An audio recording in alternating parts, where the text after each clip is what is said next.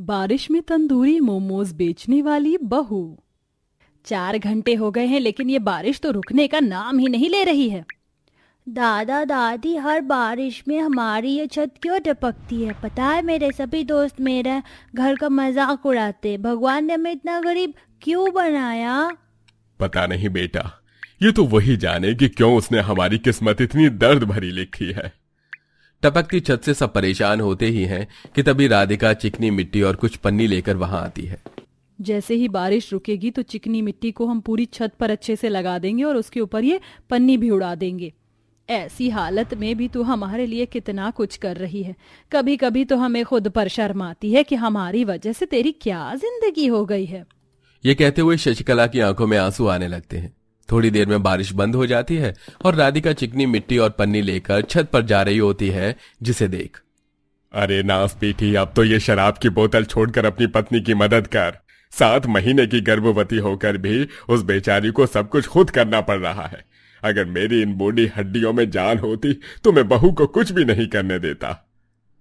इसकी मदद करने से ज्यादा जरूरी मेरे लिए मेरी शराब है। अरे यही तो मेरी जिंदगी है। अगर मुझे पता होता कि तू बड़ा होकर ऐसा निकलेगा तो मैं तुझे अपनी कोख में ही मार देती। बेचारी राधिका 7 महीने की गर्भवती बच्चे को लेकर बड़ी मुश्किल से सीढ़ियों से छत पर चढ़ती है और पूरी छत पर चिकनी मिट्टी लगाकर उसे पन्नी से ढक देती है। अपने दोस्तों की गलत संगति में आकर अनिल ने शराब पीना शुरू कर दिया था।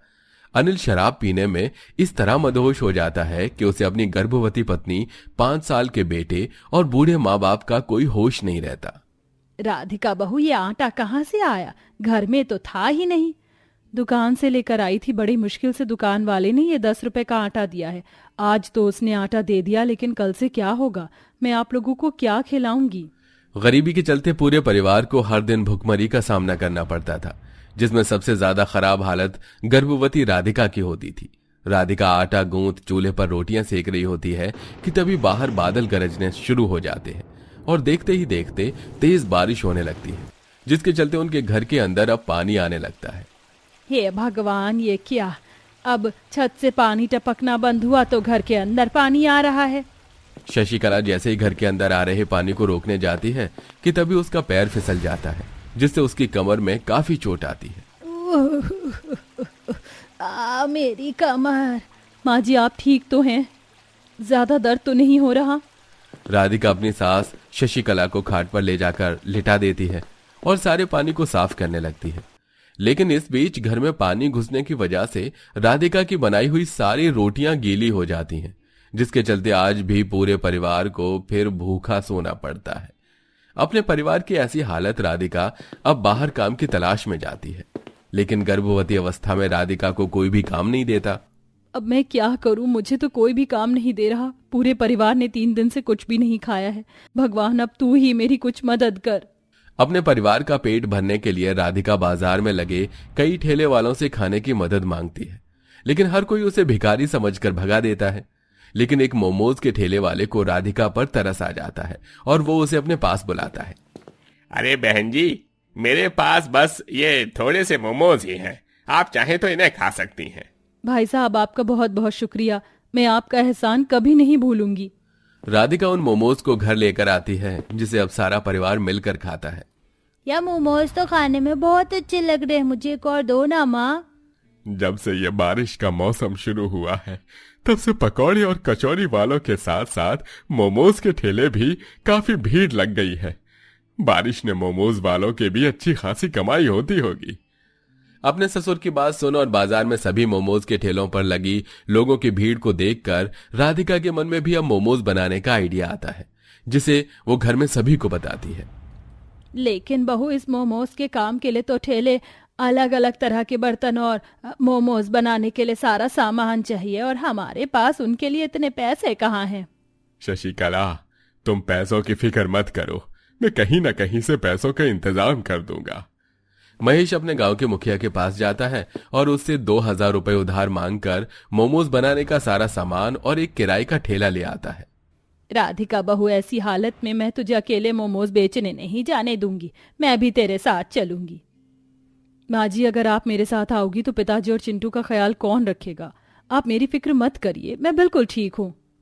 इतना कहकर राधिका खुद अकेले मोमोज का ठेला लेकर शहर के पास बने बाजार में जाकर मोमोज बेचना शुरू करती है। लेकिन आसपास कई सारे मोमोज के ठेले होने की वजह से राधिका के मोमोज के ठेले पर बहुत कम लोग ही आते हैं। अरे ये रोज रोज फ्राई और स्टीम मोमोज खाकर काफी बोर हो चुका हूँ। अब तो मेरा मोमोज खाने का ही मन नहीं करता। सही कहा, काश मोमोज में भी कोई इंजेक्शन होता, हम कोई नई तरीके का मोमोज खा पाते। अपने मोमोज के ठेले पर आए उन लड़का लड़की की बात सुन राधिका को अपने मोमोज के लिए काफी दुख होता है। मुश्किल से राधिका के मोमोज के ठेले पर दिन में 4 से 5 कस्टमर ही आते थे, जिससे मुश्किल से राधिका 50 रुपए ही कमा पाती थी। सोचा था मोमोज बेचकर कमाए हुए पैसों से अपने घर की मरम्मत करवाऊंगी, लेकिन लगता है कि सपना सपना ही रहेगा। राधिका उदास होकर अपना मोमोज का ठेला लिए घर जा रही होती है कि तभी राधिका को एक ढाबा दिखाई देता है जिसमें लोग अंगीठी के ऊपर लिट्टी सेक रहे थे। ये मैंने पहले क्यों नहीं सोचा, अभी तक तो मेरे काफी सारे मोमोज बिक गए होते। राधिका जल्दी से घर आती है, ढेर सारे कोयले लेकर आती है जिन्हें वो जलाकर तसले में रख देती है और अगले दिन राधिका पनीर और वेज के ढेर सारे मोमोज बनाती है और उन सबको अच्छे से मसाले में मैरिनेट करके एक बर्तन में कोयला रखकर उस कोयले का धुआं देती है और अब उन सभी मोमोज को लोहे की सीख में लगाकर उन्हें अच्छे से कोयले पर सेकती है। अरे बहन जी, ये कैसे लाल लाल मोमोज हैं?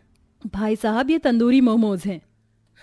क्या तंदूरी नान तो खाई है, लेकिन ये तंदूरी मोमोज पहली बार देख रहा हूँ। भाई साहब, एक बार खाकर तो देखिए, आपको ये तंदूरी मोमोज बहुत पसंद आएंगे। राधिका के कहने पर वो कस्टमर जैसे ही राधिका के बने हुए तंदूरी मोमोज खाता है। भाई साहब, आप कुछ बोल क्यों नहीं रहे? क्या आपको ये तंदूरी मोमोज पसंद नहीं आए?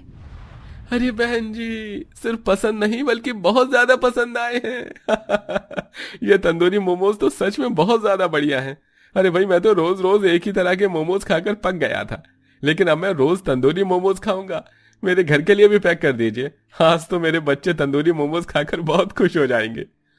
उस कस्टमर को अपने तंदूरी मोमोज की इतनी तारीफ करता देख राधिका काफी खुश हो जाती है और सिर्फ एक कस्टमर से ही राधिका काफी अच्छे पैसे कमा लेती है और अब कई लोग राधिका के तंदूरी मोमोज खाने के लिए उसके ठेले पर लाइन लगाकर खड़े हो जाते हैं। मैं तो कभी सोच भी नहीं सकता था कि सिर्फ 30 रुपए में तंदूरी मोमोज मिलेंगे, वरना किसी बड़े होटल में जाओ ना तो 1000 रुपए का एक अच्छा खासा बिल बन जाता है। अरे अब तो मैं तो हमेशा तंदूरी मोमोज खाने के लिए यहाँ आऊंगा। इतने सस्ते और अच्छे तंदूरी मोमोज तो 5 स्टार होटल में भी नहीं मिलेंगे। तंदूरी मोमोज को बेच बेच कर राधिका धीरे धीरे से पैसे इकट्ठा करने लगती है, लेकिन ये सब करना राधिका के लिए अभी इतना भी आसान नहीं था जितना वो समझ रही थी।